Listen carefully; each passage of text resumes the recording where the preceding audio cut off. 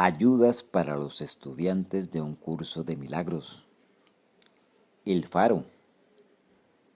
Palabras y pensamientos por Kenneth Wapnick. Introducción. El lamento de Claudius. En el tercer acto de Hamlet, el rey Claudius, el tío del protagonista, ese incestuoso, ese animal adúltero, reza aparentemente para librarse de la culpa por el asesinato de su hermano, el rey, el padre de Hamlet.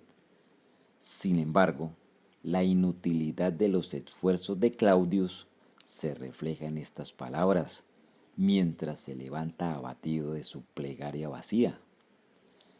Mis palabras vuelan hacia arriba, mis pensamientos quedan abajo. Las palabras sin pensamientos nunca van al cielo. El rey quiere decir aquí que sus palabras de oración, es decir, el perdón, no tienen sentido y no ascenderán al cielo si no hay una verdadera intención en sus pensamientos, lo cual claramente estaba ausente en la obra. El lamento de Claudius es el nuestro, porque todos somos culpables del pecado de no querer decir lo que decimos, pues nuestras palabras aparentemente de mentalidad correcta y nuestros pensamientos de mentalidad errada son completamente discrepantes. De hecho, mientras seamos cuerpos, nunca sentiremos totalmente las palabras que decimos.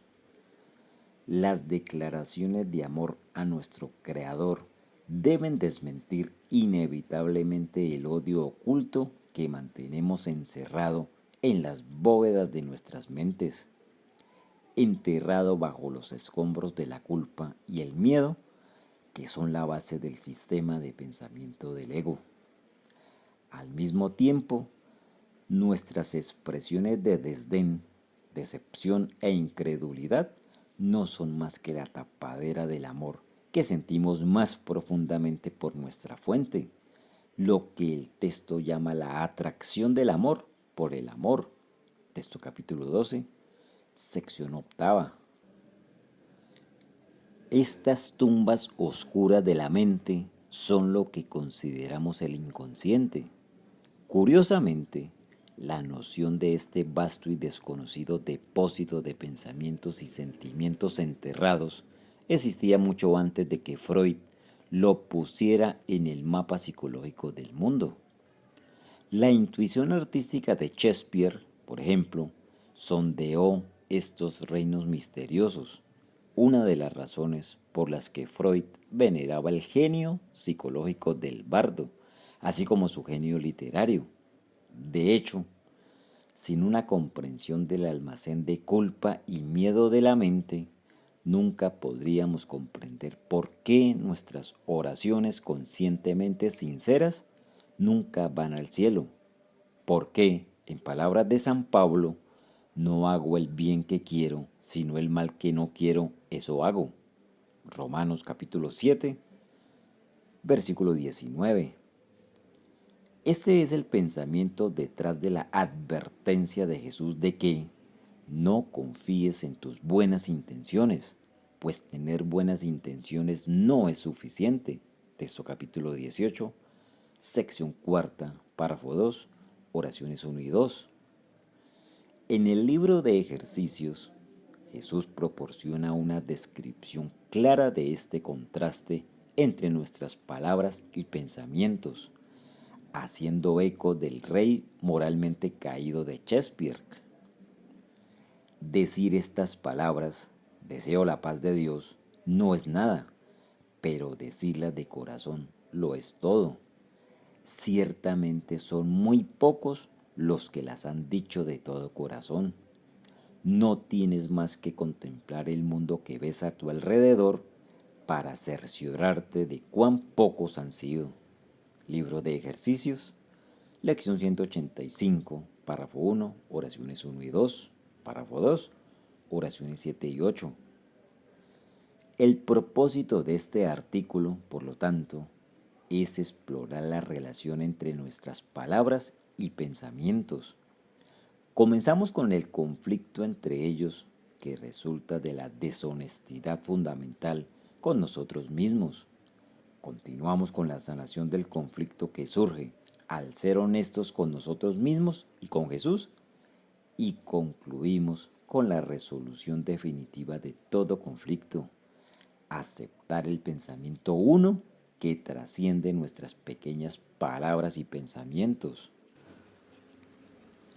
Palabras y pensamientos, deshonestidad y conflicto.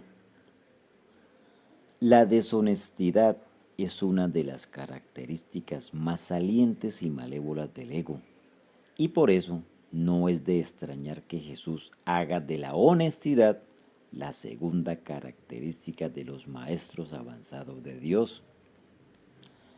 La paz que experimentan los maestros de Dios avanzados se debe en gran medida a su perfecta honestidad.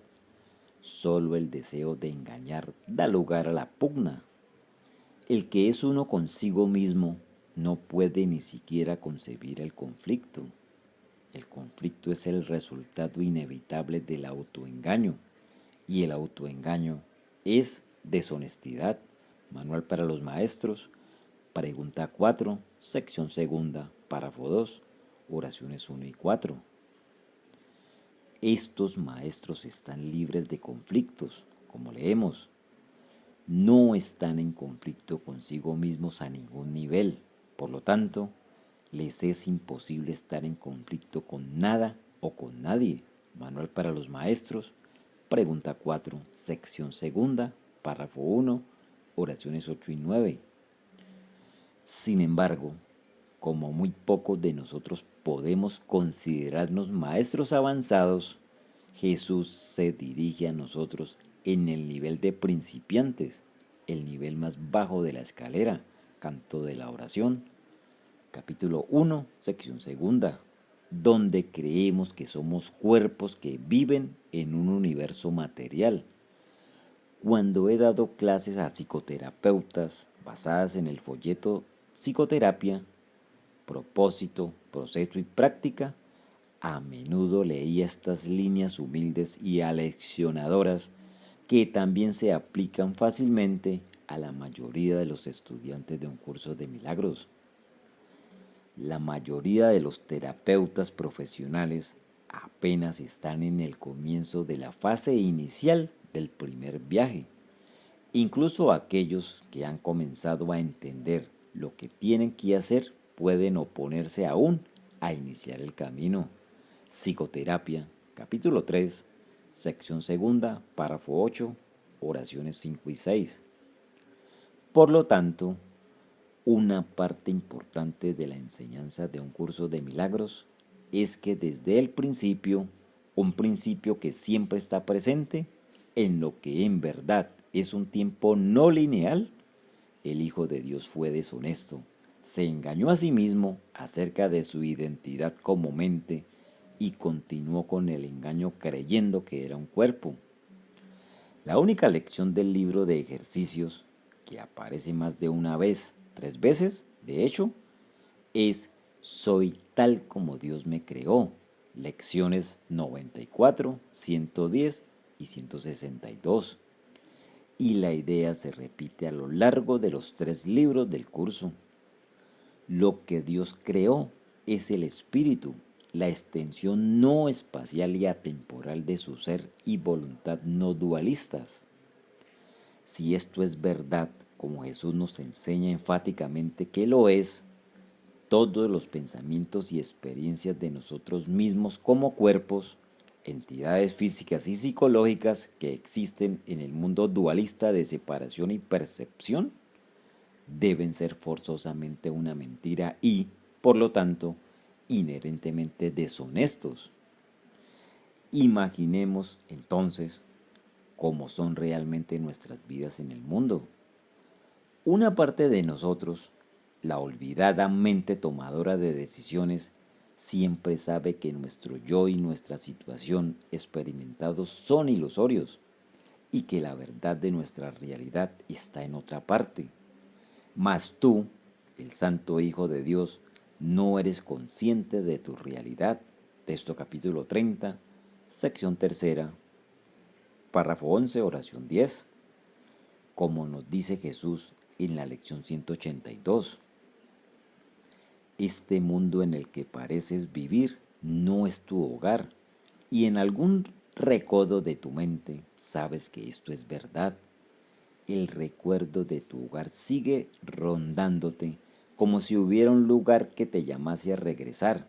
Sigues sintiéndote como un extraño aquí, procedente de algún lugar desconocido, como un exiliado aquí. No hay nadie que no sepa de qué estamos hablando. Libro de ejercicios, lección 182. A pesar de este recuerdo interior de nuestra identidad, que el Espíritu Santo nos ha guardado en la mente correcta, nuestras vidas separadas reflejan exactamente lo opuesto de lo que la mente sabe que es verdad. Vivimos aquí como cuerpos en la extraña y hasta perversa comodidad del especialismo, habiéndonos adaptado a un yo, un mundo y una realidad que no es nuestro hogar. ¿Qué mayor conflicto podría haber jamás en el que nuestras mismas palabras y conductas, especialmente cuando parecen reflejar un auténtico esfuerzo espiritual, contradigan lo que nuestros pensamientos nos dicen que es la verdad sobre nosotros mismos? Así pues, todos caminamos por el mundo en un conflicto que es inevitable porque nuestras palabras o conductas conscientes en nuestras relaciones de amor y odio especial no están en armonía con nuestros pensamientos inconscientes, ya sean de mentalidad correcta o de mentalidad errada. El ego está empeñado, literalmente, en convencernos de que somos cuerpos y no mentes, ya sea que estas últimas estén llenas de culpa por la separación o de la inocencia de la expiación. Este tipo de conflicto siempre genera miedo, pues se opone a la verdad, lo que conduce a la culpa, pues nos recuerda nuestra oposición original a la verdad cuando le dijimos a Dios que su amor no era suficiente. Y luego surge el aterrador pensamiento de que Él tomará represalias con una venganza airada. Así leemos el siguiente pasaje del manual, en el que sustituyo pensamientos mágicos por conflictos externos en la primera oración. Mas, ¿cuál va a ser ahora tu reacción ante todos los conflictos externos? No pueden sino volver a despertar tu culpabilidad durmiente, que has ocultado pero no has abandonado. Cada uno le dice claramente a tu mente atemorizada: has usurpado el lugar de Dios. No creas que Él se ha olvidado.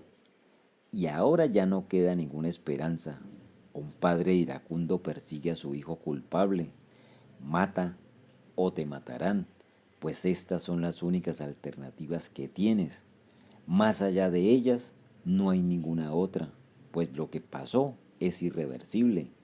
La mancha de sangre no se puede quitar, y todo el que lleva esta mancha sobre sí está condenado a morir. Manual para los maestros, pregunta 17, párrafo 7, oraciones 1 y 4, párrafo 7, oraciones 10 y 13. Todo aquel que llega a este mundo árido y polvoriento, al cual criaturas hambrientas y sedientas vienen a morir, libro de ejercicios, lección 13, párrafo 5, oración primera, lleva dentro el horrible pensamiento antes mencionado, la mancha del pecado, y cada uno de nosotros primero lo niega y luego idea una forma única de expresarlo externamente en el mundo de los cuerpos especiales. Creemos mágicamente que el problema de la culpa ha sido eliminado al proyectarlo sobre otros y atacarlos. Sin embargo, la proyección no funciona porque las ideas no abandonan su fuente. Lo que está dentro de la mente permanece dentro de la mente. Las ideas no abandonan su fuente y sus efectos solo dan la impresión de estar separados de ellas. Las ideas pertenecen al ámbito de la mente. Lo que se proyecta y parece ser externo a la mente no se encuentra afuera en absoluto, sino que es un efecto de lo que está adentro y no ha abandonado su fuente. Texto capítulo 26, sección séptima, párrafo 4, oraciones 7 y 9. En consecuencia, estamos atrapados en el problema, lo que significa que estamos poseídos por este conflicto irreconciliable entre Dios y el ego, como acabamos de leer en el pasaje del manual para los maestros. Como la proyección da lugar a la percepción, el corolario de las ideas no abandonan su fuente, creeremos que lo que hemos proyectado está realmente fuera de nosotros y como no podemos ver lo que está en la mente, estamos perpetuamente viviendo como cuerpos el conflicto que se desata en nuestro interior. ¿Cómo no podríamos entonces caminar por un mundo en un estado de absoluto terror? Nuestros cuerpos vulnerables física y psicológicamente son presas de todo tipo de fuerzas oscuras que escapan a nuestro control y que podrían extinguir nuestra luz viva en cualquier instante, literal y figurativamente. Una de las manifestaciones de este conflicto entre nuestros pensamientos y palabras o comportamiento es que podemos pensar, sentir o desear algo conscientemente, pero inconscientemente querer lo contrario. Un ejemplo del síndrome paulino citado anteriormente. Leemos a principios del texto. El miedo es siempre un signo de tensión que surge cuando hay conflicto entre lo que deseas y lo que haces. Puedes comportarte de acuerdo a cómo crees que debes, mas sin querer hacerlo realmente. Esto da lugar a un comportamiento congruente, pero conlleva gran tensión. La mente y el comportamiento están en desacuerdo, lo cual da lugar a una situación en la que estás haciendo algo que realmente no quieres hacer. Texto capítulo 2, sección sexta, párrafo 5, oraciones 4 y 6. Un ejemplo claro y obviamente relevante sería el enfoque y la práctica de los estudiantes de un curso de milagros. Va al corazón del importante tema de la forma y el contenido, el núcleo de la relación especial. El curso nos dice, cada vez que alguna forma de relación especial te tiente a buscar amor en ritos, recuerda que el amor no es forma, sino contenido.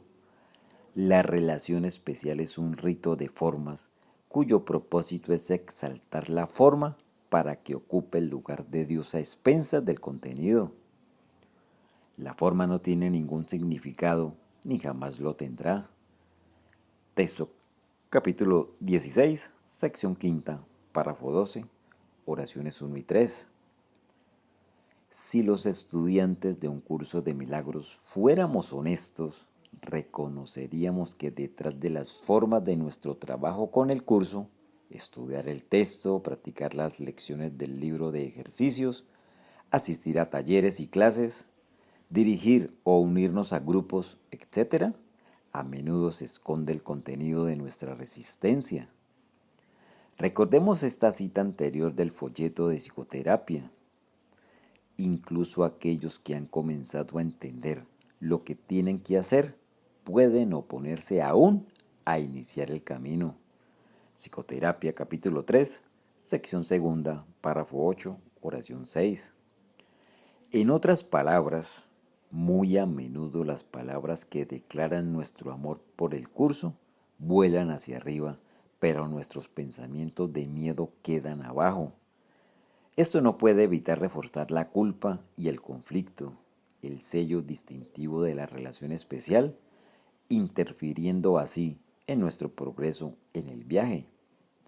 Por ejemplo, a veces les cuento a los estudiantes que asisten a clases de nuestra fundación sobre un fenómeno extraño que parece ocurrir cuando están aquí. Se sientan durante horas en las clases, escuchando atentamente, tomando notas fielmente y estudiando diligentemente las lecturas recomendadas del curso. Nadie podría dudar de su sinceridad al aprender las lecciones del perdón, renunciar a los juicios y ver a todos como iguales. Y, sin embargo, cuando abandonan el auditorio al final de una sesión, es como si una enorme aspiradora incrustada en la viga sobre la puerta de entrada de repente succionara su resolución de sus mentes, dejándolos libres para volver a sus juicios habituales y preocupaciones de ser especiales. El contraste no podría ser más marcado y dramático, y la culpa necesariamente debe seguir a la traición a Jesús y a su proceder. Sin embargo, todo esto se evita fácilmente cuando el conflicto se hace consciente y podemos ver el problema tal como es y no de la manera en que lo hemos urdido. Texto capítulo 27, sección séptima, párrafo 2, oración 2.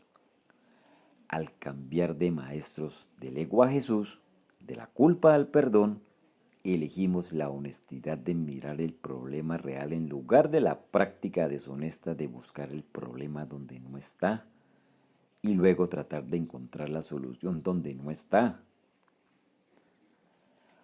Palabras y pensamientos, la honestidad y el fin del conflicto. Comenzamos esta sección sobre la honestidad analizando un pasaje importante que afirma que el problema no es el sistema de pensamiento del ego en sí, sino el hecho de mantenerlo oculto, lo que nos protege de la verdad. Esta es la práctica del ego de garantizar que el verdadero problema de la decisión de la mente de sentirse culpable nunca sea reconocido para que se pueda elegir en contra de ella. Nadie puede escapar de las ilusiones a menos que las examine, pues no examinarlas es la manera de protegerlas. Debemos, Jesús y el lector, primero examinarlo, al ego, para poder así ver más allá de él, ya que le has otorgado realidad. ¿Y de qué otra manera puede uno disipar las ilusiones, excepto examinándolas directamente sin protegerlas? Texto capítulo 11, sección quinta, párrafo 1, oración 5, párrafo 2, oración 2. En una forma más sucinta, una sección posterior sobre el instante santo explica que no se nos pide que abandonemos todos los pensamientos egoístas, lo cual parecería casi imposible en las primeras etapas del viaje, donde Jesús supone que nos encontramos. Más bien, se nos pide solamente que no abriguemos estos pensamientos, los cuales al mirarlos con Jesús seguramente se liberarían. La condición necesaria para que el instante santo tenga lugar no requiere que no abrigues pensamientos impuros, pero sí requiere que no abrigues ninguno que desees conservar. Texto capítulo 15, sección cuarta, párrafo 9, oraciones 1 y 2. Llevar nuestros conflictos y nuestra culpa a Jesús es la única honestidad verdadera posible en el mundo ilusorio. El sistema ilusorio de aquellos a quienes la culpabilidad ha enloquecido. Texto capítulo 13, introducción, párrafo 2, oración 2. Es la honestidad de reconocer la verdad de nuestra situación, de haber elegido el ego en lugar de Dios. Esto significa que ya no toleramos la deshonestidad de creer que nuestros problemas vienen de otra parte, en la que damos preferencia a la forma en lugar del contenido, a la apariencia en lugar de la realidad. volviendo a examinar la descripción de la honestidad del manual para los maestros, leemos más del párrafo que citamos anteriormente. La honestidad no se limita únicamente a lo que dices. El verdadero significado del término es congruencia.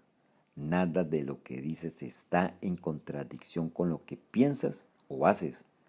Ningún pensamiento se opone a otro, ningún acto contradice tu palabra, ni ninguna palabra está en desacuerdo con otra. Así son los verdaderamente honestos. Manual para los maestros, pregunta 4, sección segunda, párrafo 1, oraciones 4 y 7. Esta congruencia se traduce en nuestra vida cotidiana en no creer las historias y mentiras que nos contamos a nosotros mismos sobre por qué estamos disgustados. Nunca estoy disgustado por la razón que creo. Libro de ejercicios, lección 5. Jesús nos pide que tengamos la pequeña buena voluntad de mirar con los ojos abiertos estas mentiras cuando practicamos el engaño del ego de creer que las causas de nuestros problemas están fuera de nosotros.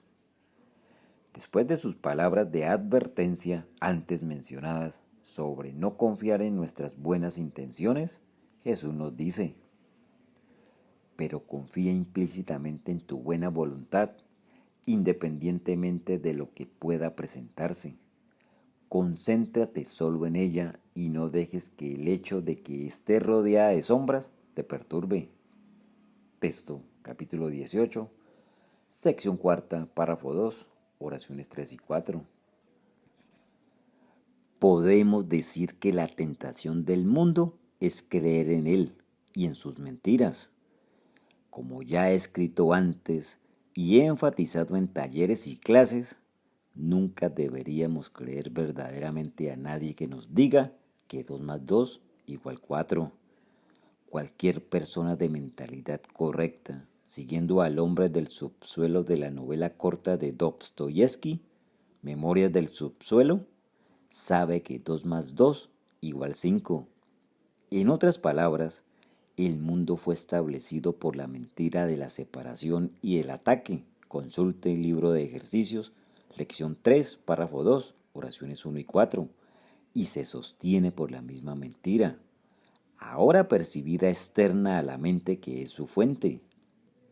¿Por qué entonces creer en el mundo o en alguien que sostiene su fundamento de mentiras y sombras, haciendo real el error de la separación y el especialismo? Una vez que la premisa ilusoria del ego se acepta como verdadera, todo lo que sigue también debe ser ilusorio. Recuerda nuestros 2 principios. Las ideas no abandonan su fuente y la proyección da lugar a la percepción. Este es el argumento de la lección 76. No me gobiernan otras leyes que las de Dios, la cual refleja nuestro cambio de lo exterior a lo interior, del mundo a la mente, de la ilusión a la verdad. Jesús vuelve continuamente a este cambio de percepción. La conclusión de no tengo que hacer nada en el capítulo 18 del texto, el cual originalmente era un mensaje personal a Helen Schucman, la escriba de un curso de milagros, y es una presentación clara del pensamiento central del curso. Hacer algo siempre involucra el cuerpo, y si reconoces que no tienes que hacer nada, habrás dejado de otorgarle valor al cuerpo en tu mente. No hacer nada es descansar y crear un lugar dentro de ti donde la actividad del cuerpo cesa de exigir tu atención, y serás más consciente de este tranquilo centro de la tormenta que de toda tu rugiente actividad. Texto capítulo 18, sección séptima, párrafo 7, oraciones 1 y 2. Párrafo 8, oración 2. Este tranquilo centro es la sede de la honestidad, pues aquí termina el aparente conflicto entre la verdad y la ilusión, que es el pan de cada día del ego. Excepto que el pan está mohoso y la mantequilla rancia. Los regalos del ego son un sustituto tan miserable del regalo de Dios de sí mismo que no podemos dejar de preguntarnos cómo fuimos tan locos como para aceptar semejante parodia. Texto capítulo 24, sección séptima, párrafo 1, oración 11, párrafo 10, oración 9, de nuestro verdadero ser. Y sin embargo lo hicimos y todavía lo hacemos. En consecuencia, Jesús nos ruega que seamos honestos con Él, que no le ocultemos nada, lo que en realidad significa que no nos ocultemos nada a nosotros mismos. Y en esto radica la obra de un curso de milagros. Él necesita que miremos abierta y honestamente nuestros retazos de miedo, pues esos pequeños pensamientos de especialismo, juicio y ataque son suficientes para bloquear nuestra conciencia de su amorosa presencia en nuestras mentes. Su ayuda, entonces, resultaría impotente, pues no podemos valernos de este sabio y amoroso consejo mientras sigamos siendo ambivalentes en cuanto a nuestro deseo de ser un ego. Por eso nos dice, mantente alerta contra los retazos del miedo que aún conservas en tu mente, o de lo contrario, no podrás pedirme que lo transponga. Examina detenidamente qué es lo que estás realmente pidiendo. Sé muy honesto contigo mismo al respecto, pues no debemos ocultarnos nada el uno al otro. Texto capítulo 4, sección tercera, párrafo 7, oración 5, párrafo 8, oraciones 1 y 2. Demostramos nuestra honestidad con Jesús haciendo el trabajo que Él nos pide que hagamos. Miramos con los ojos abiertos, sin juzgar las historias y mentiras que nos cuentan nuestros egos. Afortunadamente, no tenemos que ser perfectos, pero sí necesitamos un poco de buena voluntad para llevar a la verdad de la mentalidad correcta de nuestra decisión de ser egos. Para repetir, la condición necesaria para que el instante santo tenga lugar no requiere que no abrigues pensamientos impuros, pero sí requiere que no abrigues ninguno que desees conservar. Texto capítulo 15, sección cuarta, párrafo 9, oraciones 1 y 2. Por lo tanto, estar dispuestos a aprender a acceder a la verdad no significa que hayamos alcanzado la maestría en el proceso del perdón. De hecho, esta idea es tan importante que se enuncia 2 veces en el curso. Texto capítulo 2, sección séptima, párrafo 7, Manual para los Maestros, pregunta 4, sección novena, párrafo 1, oración 10. Aceptar la expiación por medio del perdón es un proceso, por lo que al final del programa de entrenamiento de 1 año del libro de ejercicios, se nos recuerda que este curso es un comienzo, no un final. Libro de ejercicios, epílogo, párrafo 1, oración 1. Nunca se nos pide que seamos perfectos, solo Dios y Cristo son perfectos, pero se nos pide que tengamos un poco de buena voluntad para aprender a ser perfectos. La honestidad con Jesús acerca de nuestro ego es el primer paso y, en realidad, el más importante, ya que el resto inevitablemente se desprende de nuestra determinación de convertirnos en estudiantes felices. Una regla práctica útil para guiarnos en nuestro viaje de la deshonestidad a la honestidad es evaluar todo lo que ocurre en nuestro día a partir de uno de 2 criterios. O bien facilita nuestra aceptación de la expiación, o bien la obstaculiza. ¿Qué podría ser más sencillo y más acorde con la simplicidad de las enseñanzas de Jesús, siendo una variación de lo que dice, por ejemplo, al comienzo de la sección titulada La simplicidad de la salvación? Qué simple es la salvación. Tan solo afirma que lo que nunca fue verdad no es verdad ahora ni lo será nunca. Lo imposible no ha ocurrido ni puede tener efectos. Lo falso no puede ser verdad y lo que es verdad no puede ser falso. Texto capítulo 31, sección primera, párrafo 1, oraciones 1 y 3. En nuestro mundo de ilusión, lo verdadero es todo aquello que nos permite recordar que somos mentes, no cuerpos, y que por lo tanto nada externo a nosotros puede hacernos daño. Este es el significado de la pregunta retórica de Jesús y de su respuesta. ¿Son entonces peligrosos los pensamientos? Para los cuerpos, sí. Texto capítulo 21, sección octava, párrafo 1, oración 1 y 2. Pero para las mentes, además, el placer tampoco puede ser nunca del cuerpo, el cual no siente, ya que no existe fuera de la mente que lo proyecta. Reformulando esta frase, leemos: el cuerpo no sufre el castigo que le impones porque no tiene sensaciones. Texto capítulo 28, sección sexta, párrafo 2, oración 2. Por lo tanto, lo que es falso en nuestro mundo es la confusión de niveles que nos diría que el cuerpo siente de hecho placer y dolor y que por lo tanto tiene el poder de quitarnos la paz o dárnosla. Esto se resume de manera sucinta pero incisiva en el libro de ejercicios. Aceptar la idea de hoy, mi salvación procede de mí, significa que nada externo a ti puede salvarte, ni nada externo a ti puede brindarte paz. Significa también que nada externo a ti te puede hacer daño, perturbar tu paz o disgustarte en modo alguno. Libro de ejercicios, lección 70, párrafo 2, oraciones 1 y 2.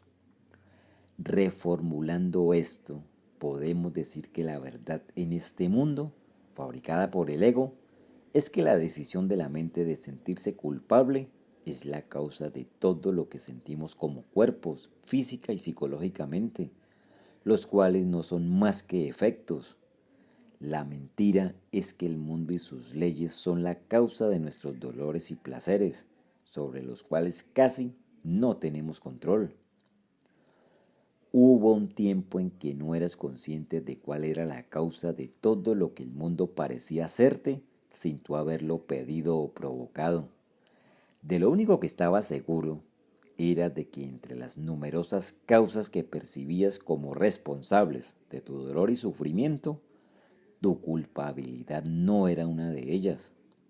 Texto capítulo 27, sección séptima, párrafo 7, oraciones 3 y 4. Al elegir finalmente aprender y vivir la verdad del Espíritu Santo, podemos regresar a nuestra mente y tomar una decisión diferente, decidiendo que lo que queremos es el perdón en lugar de la culpa.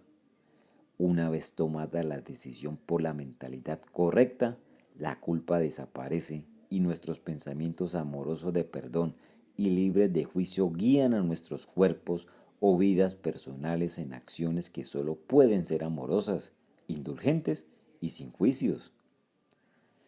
Es esta congruencia la que constituye la honestidad de nuestra vida aquí, en la que nuestros pensamientos y palabras y comportamiento reflejan la unicidad del amor del cielo.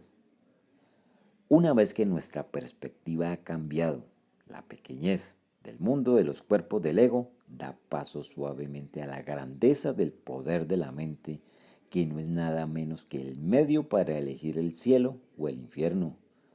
En las palabras de transformación, un poema de Helen escribió: lo trivial amplía su magnitud y lo que parecía grande reanuda la pequeñez que le corresponde. La oscuridad se hace brillante y lo que era brillante antes parpadea y se desvanece y finalmente se va. Los regalos de Dios, página 64.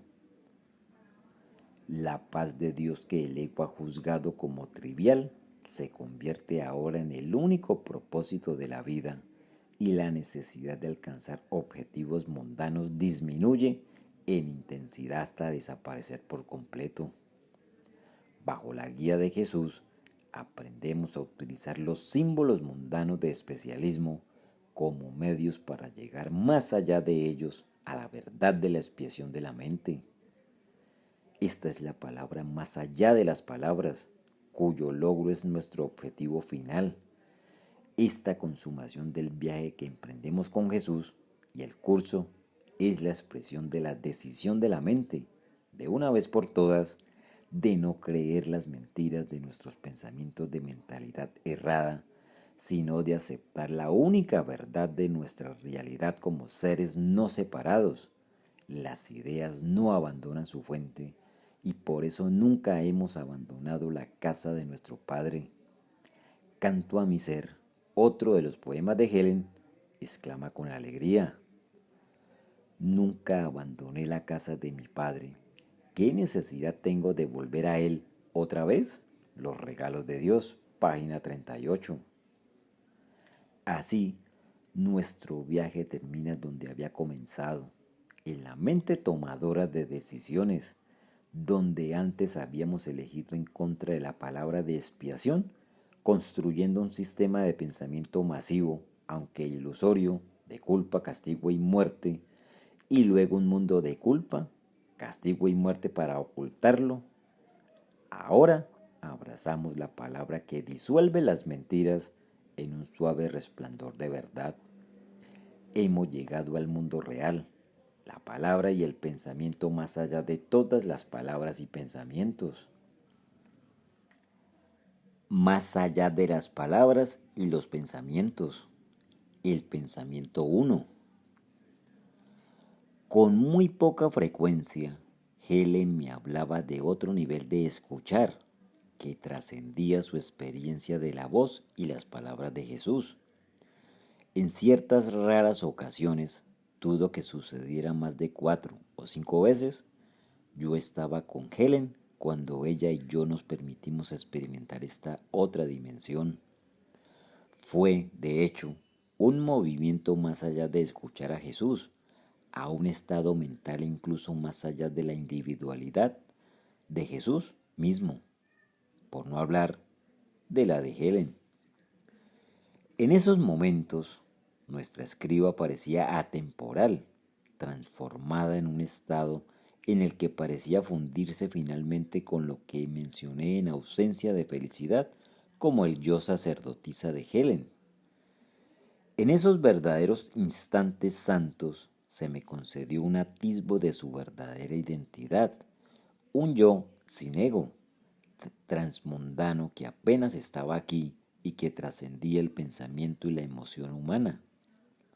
Las palabras que pronunciaba durante esos momentos fluían a través de ella desde una fuente que claramente no era de este mundo, sino que reflejaba una sabiduría ancestral y eterna. La palabra más allá de las palabras que espera pacientemente la aceptación de la mente. Este ser sin ego conoce al ser real de Helen, como conocería nuestro verdadero ser, aunque el nombre Helen o el nuestro realmente no encaja aquí. La persona que el mundo reconoce como nuestro ser, con quien nos relacionamos casi todo el tiempo, el ídolo del especialismo, no tiene ninguna relación con este otro ser, análogo al pensamiento que Dios tiene de nosotros, el Cristo que Él creó uno con Él, como se refleja en este hermoso párrafo cerca del final del texto. Más allá de todo ídolo se encuentra el pensamiento que Dios abriga de ti. Este pensamiento no se ve afectado en modo alguno por la confusión y el terror del mundo, por los sueños de nacimiento y muerte que aquí se tienen, ni por las innumerables formas que el miedo puede adoptar, sino que, sin perturbarse en lo más mínimo, sigue siendo tal como siempre fue, rodeado de una calma tan absoluta que el estruendo de batallas ni siquiera llega hasta él. Dicho pensamiento descansa en la certeza y en perfecta paz. Tu única realidad se mantiene a salvo en él, completamente inconsciente del mundo que se postra ante ídolos y no conoce a Dios. El pensamiento que Dios abriga de ti, completamente seguro de tu inmutabilidad y de que descansa en su eterno hogar, nunca ha abandonado la mente de su Creador. Al que conoce tal como su Creador sabe que dicho pensamiento se encuentra en su propia mente. Texto capítulo 30, sección tercera, párrafo 10. A lo largo de un curso de milagros, Jesús nos dice lo insignificantes que son las palabras, pues lo único importante es el contenido que se esconde detrás de la forma.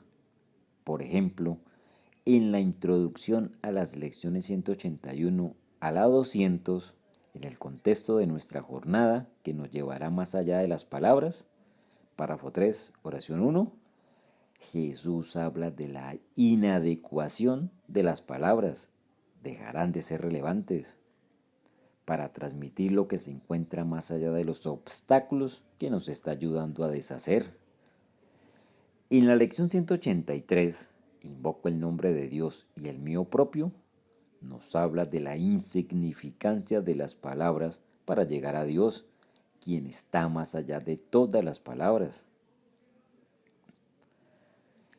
De ello se desprende que las palabras que sirvan al propósito de la necesidad del ego de mantenernos separados nunca pueden ser verdaderas, aunque puedan usarse para ayudar al Hijo de Dios a reconocer la naturaleza ilusoria de su mundo y de su ser.